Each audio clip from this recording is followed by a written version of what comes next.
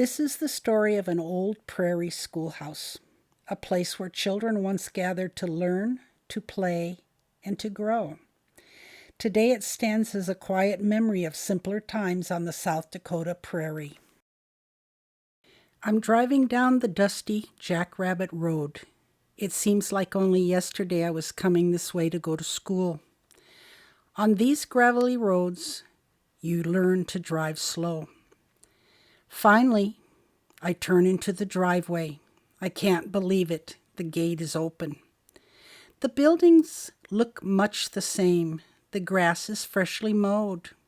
Only one small outbuilding has collapsed with age.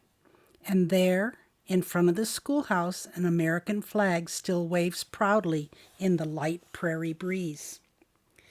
But this is no longer a school.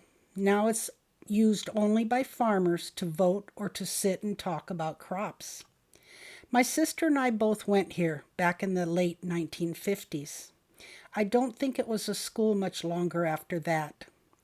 It's hard on the prairie. Families move away, farmers leave. The door was unlocked, no surprise here. Inside the classroom is just as I remember, old, dusty, and unused by children for many years. The same desks, the same chalkboards, even the same pictures hanging on the wall. There were 15 of us, grades 1 through 8, just 4 families. 2 rooms divided by a big sliding door. We worked in groups, the younger grades together and the older ones together. The coat hook is still there, in the same place, and on the chalkboard, people have been drawing. One drawing of George Washington is so good, it looks like it belongs in a history book. The books remain too, old, dusty, moldy, and mildewed. I picked one up. Maybe I'll take it home just for memory's sake. The last president we studied here was Lyndon B. Johnson. That was when the school finally closed. I remember the oil-filled furnace that kept us warm through those cold winters. We bundled into mittens, snow boots, and scarves before heading outside to play. Over the years, barn swallows built nests inside. The ceiling has started caving in. There isn't much money on the prairie to repair a building no longer in use. In the warm fall and early spring, we ate our lunches outside. Most of us brought food grown in our own gardens. I still have my old lunch pail, an empty Morel lard bucket. Rusty now, but full of memories. In the winter, one of the mothers would come and cook a hot meal served in the basement. We had fun here. Cows sometimes broke into the schoolyard to get to the haystacks.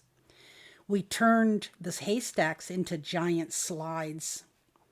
The outhouse stood out back, one side for the boys, one for girls. Not much different from home. There was no running water, no sewer system. Drinking water came from a pail with a dipper for all of us to share.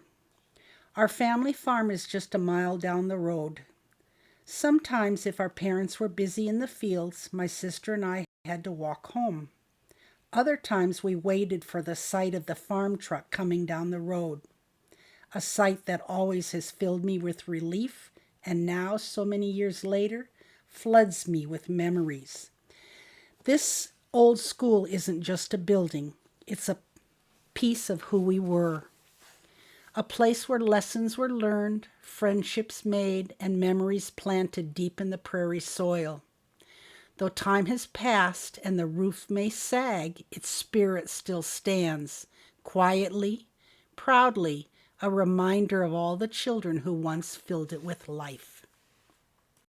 These old photos, my home, my family, stacking hay, I'm reminded that life's richest moments are often the simplest ones. These images are more than memories. They're the story of where I come from and the roots that have shaped who I am today. Thank you for watching Old Time Schoolhouse. If you like this video, please click like and subscribe and ring the bell for our next video upload.